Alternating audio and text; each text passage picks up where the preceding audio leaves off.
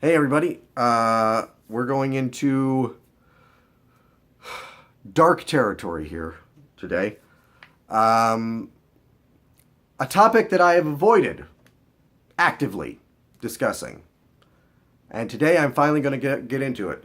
For those of you who don't know, I used to do a series called Stop the Hate, where I would examine uh, things that were, I thought, very unfairly getting picked on. I could have easily done that about today's movie, Star Wars, Episode 8, The Last Jedi. Another custom made case. This one incomplete. This is an incomplete case because obviously this is meant to house the sequel trilogy, of which they aren't all out. And so I had the artwork kind of initially done to just sparsely have some Force Awakens stuff in there. You can see Force Awakens is the only movie on the back. There's room in here for plot synopsis for Last Jedi and whatever Episode 9 is called. And then on the sides, you'll have sort of the posters for those sort of wrapping around. But Star Wars Episode 8, The Last Jedi, which this is a DVD case, but I do have the 2-disc Blu-ray.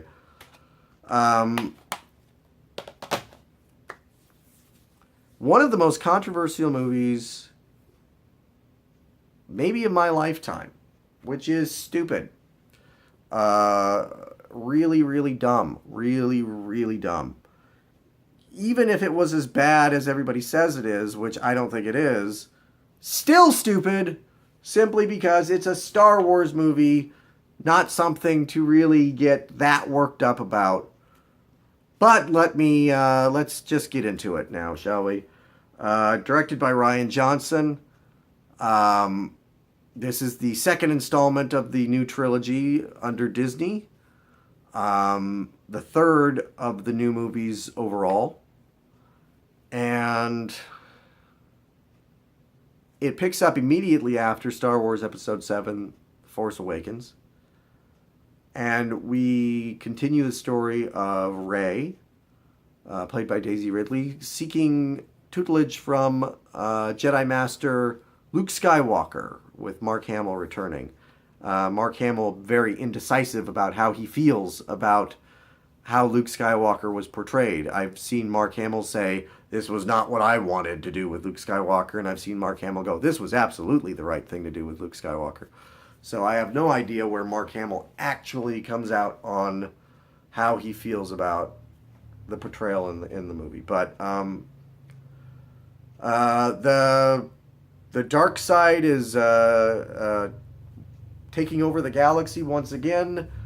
The New Republic has been decimated, and the Resistance is fleeing the First Order. Kylo Ren has murdered his father and is seeking to destroy his mother and find his uncle and kill the last Jedi.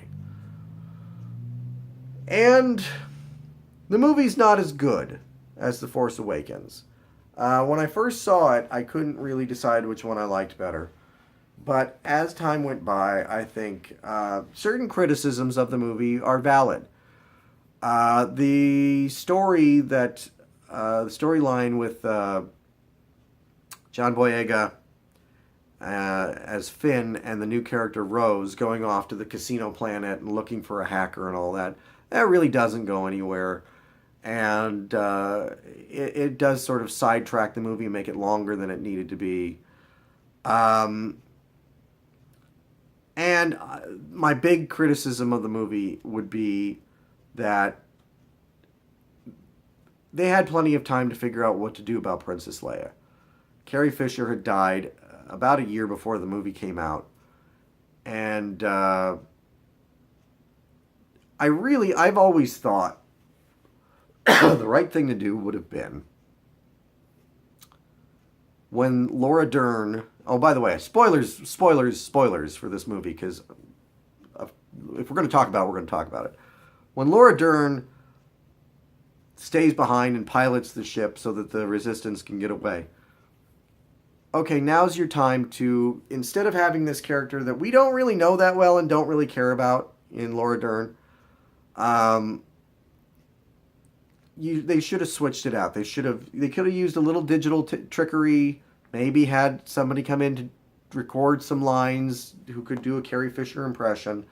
Maybe even CGI Carrie Fisher just a little bit, and change it so that it's Leia piloting that ship, and she sacrifices herself to protect the Resistance. You still could have had the scene with Luke appearing to her right before her death. I think it would have worked. I think you could have green screened her into the ship, and you could have done it right. There were ways to do it, and I think it was a missed opportunity not to, because now Leia will never have a real death scene. I'm sure Episode 9 will just open with her already dead. Maybe even open at her funeral, I would imagine.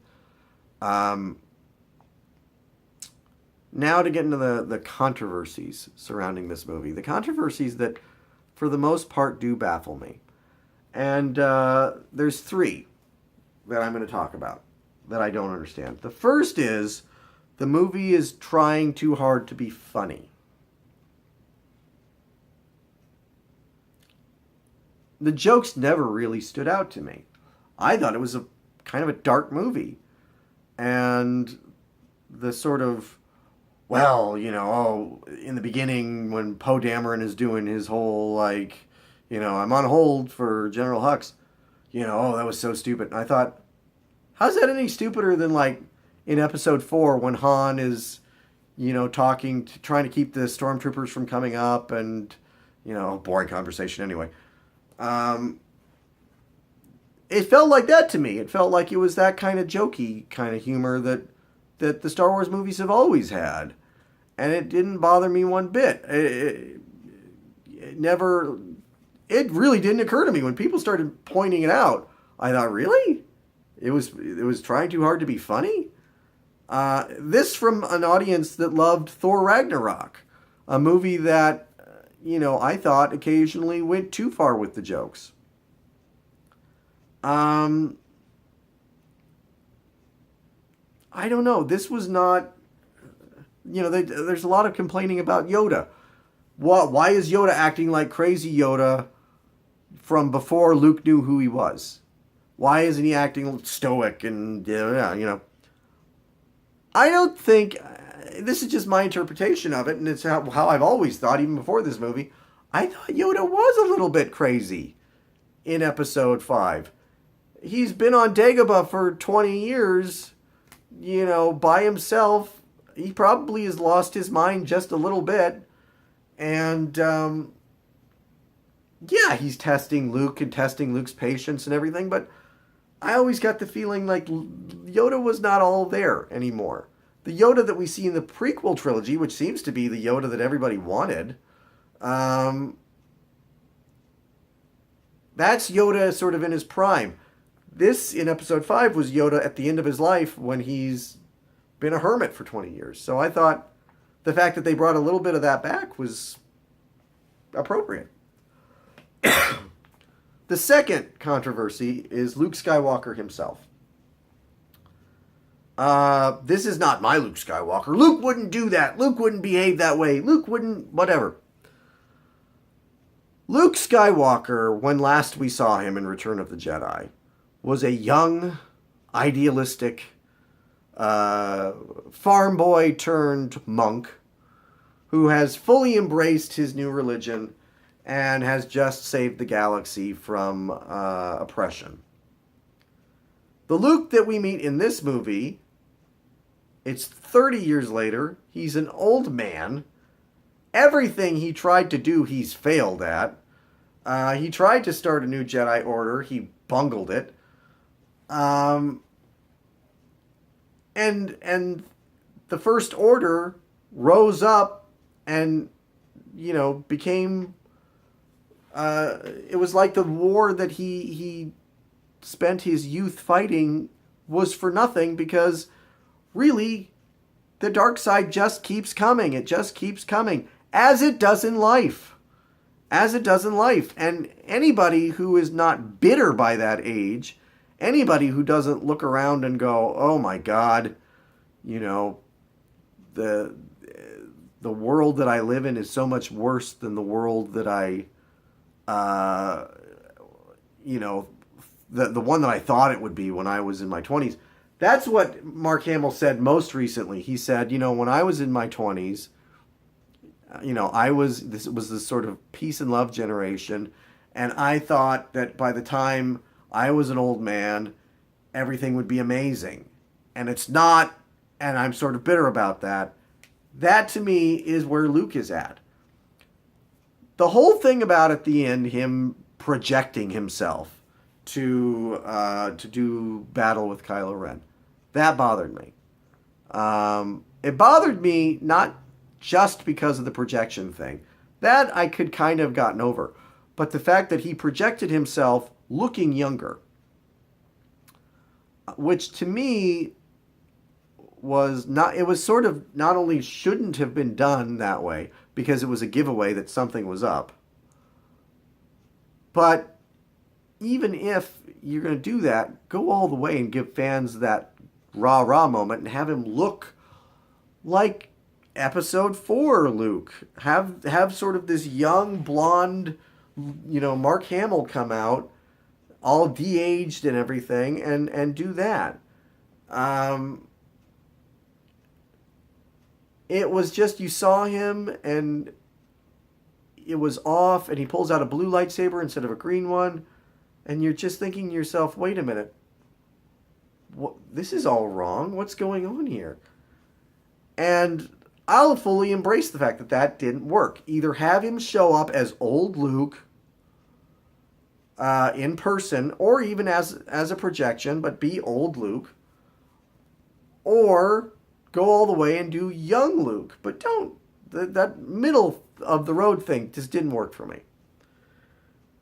And finally, the last of the complaints, and the one that baffles me the most, and really is one of the reasons why I don't pay attention to movie news as much as I used to. That this is the Star J Wars, as in SJW. First of all, anybody who uses the term social justice warriors, I have a really hard time getting past that. Not because, by the way, I consider myself one or I even believe in that ideology.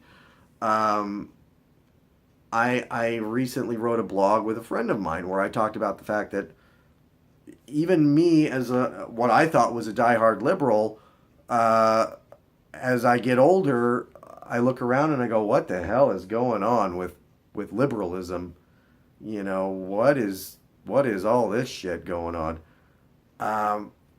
Even that, to me, you say social justice warrior, and I immediately think sort of it just to me calls to mind stupid, racist, sexist things. And I think that there should be a better term. First of all, social justice is not a bad thing. Martin Luther King Jr. was a social justice warrior. So come up with a different term. Come up with a different term. If you're not like a racist or a homophobe, if you are, just keep using that.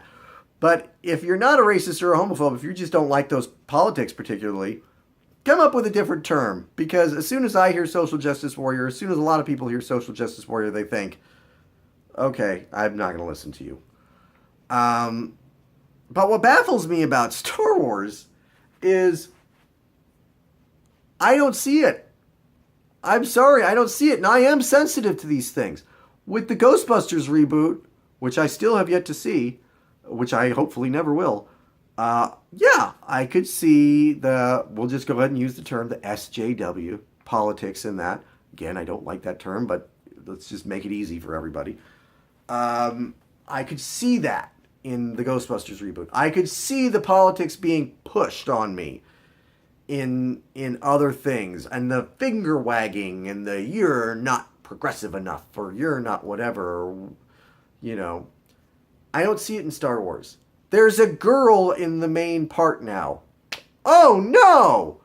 Daisy Ridley is awesome. Daisy Ridley is a charismatic young actress. She's fantastic as Rey. A lot of people are like, I think she's better than, personally, Mark Hamill in the original trilogy. Luke Skywalker, God knows I love him, was a whiny little bitch. Luke Skywalker complained every step of the way. Luke Skywalker, we have this remembering he was the ultimate hero. No, he wasn't. He drove Yoda nuts. He drove Obi-Wan nuts. He wouldn't listen to anybody. Right up until the end, he was this close to going over to the dark side. Daisy Ridley as Rey is somebody who I think is more identifiable. I think she's the performance is better than Mark Hamill's. I wouldn't say that I like her better than Luke Skywalker yet, but they haven't completed the trilogy yet, so I have yet to see where her character is really going to go. But she's up there. She'd be in my top 10 of Star Wars characters. Rey. Yes, there's Finn is black, and Poe Dameron is played by a Hispanic gentleman who says that he's playing the character gay, even though that never comes up. And yes, Rose was Asian, and Laura Dern had purple hair, because apparently that means something. And lots of characters in Star Wars have crazy colored hair. It's a galaxy far, far away. They gave her purple hair. Maybe that meant she's whatever, a lesbian, or she's what, I don't know. Who cares? Who cares? I never once really saw in Star Wars Episode 7 or 8 the SJW politics being pushed on me. I never felt it. Politics has always been a part of Star Wars. The original trilogy was really supposed to be a reflection on the Vietnam War. Stormtroopers were supposed to be like Nazis. The Empire, the officers all dressed like Nazi officers did. The prequel trilogy was supposed to be a reflection on the Bush years. You even had Anakin say, if you're not with me, you're my enemy, which is like almost a direct quote from Bush himself. And the slow eroding of freedom under the Bush years. That was part of the prequel trilogy. Politics has always been a part of Star Wars. And honestly, I don't even understand what the politics is of the new Star Wars. Everybody says it's this SJW politics. I don't even understand how the politics work in the new Star Wars movies, which would be a complaint I would have more of Episode 7, which should have set it up better. But you never got to see the New Republic. You get this one glimpse of it right before a planet's blown up. You never got to really understand how the New Republic worked, or who was in charge, or what the rules were, or the laws, or any of that. And I never understood, was the First Order the sort of underdog in Episode 7? I never really got it. I never understood it. The politics to me are so unclear in the new movies. And yet to so many others, they are clear as day. It is this progressive, feminist ideology that is being crammed down our throats. Even the guys over at, I love the guys over at Midnight's Edge. I think that they've always done such quality work over there. You really should go check it out. It's a great channel. But they did a thing about Star Wars where one of them went on and on and on and on about just how,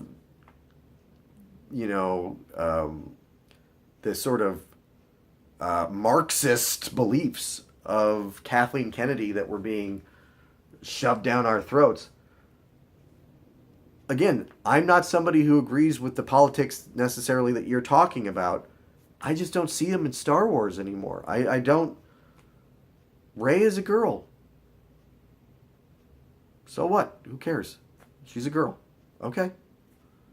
And, finally, just to wrap this up, the other things I didn't like, the death of Snoke, things like that.